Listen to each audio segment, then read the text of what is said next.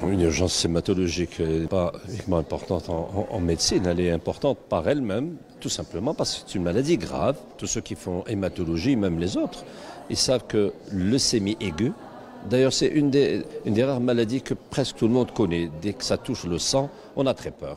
Et pourquoi c'est une urgence? Parce qu'il y a des risques de complications graves, par exemple un saignement. Et si on saigne par exemple dans la tête, eh bien on peut mourir tout simplement.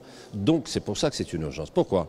Il faut savoir le diagnostic, faire le diagnostic rapidement. Il faut hospitaliser, c'est une obligation, sinon c'est une faute professionnelle. Et si je dis il faut hospitaliser, donc il faut un lit d'hospitalisation. Et c'est là où il y a un petit peu de problème à l'échelle de notre pays, tout entier. Je ne parle pas uniquement d'Alger.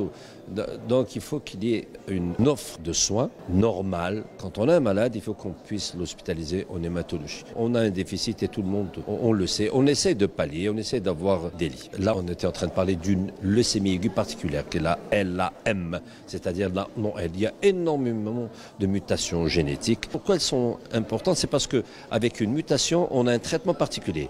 Donc si on ne fait pas la recherche, eh bien, on ne pourra pas donner le traitement. C'est pour ça que c'est important. En l'occurrence, pour cette maladie, il y en a trois. Il y a la FLT3 et IDH1 et IDH2. C'est ces trois anomalies qui font qu'elles sont importantes à rechercher pour donner un traitement. C'est comme si on marquait une maladie. On sait, ah tiens, s'il a ça, ça va marcher. Parce que le traitement va n'agir que sur cette anomalie, on le sait. Il y a des molécules extraordinaires pour ces maladies. C'est une maladie très grave, vous avez vu, hein, pratiquement 2/3 des malades décèdent quand on ne fait pas la greffe de moelle. Et pour avoir ce qu'on appelle une rémission complète, c'est-à-dire on enlève pendant un certain temps les cellules qui ne sont pas bonnes, eh ben c'est d'abord très difficile. C'est pas toujours évident de l'avoir. Même quand on l'a, pour la maintenir, c'est pas évident. Il faut des traitements.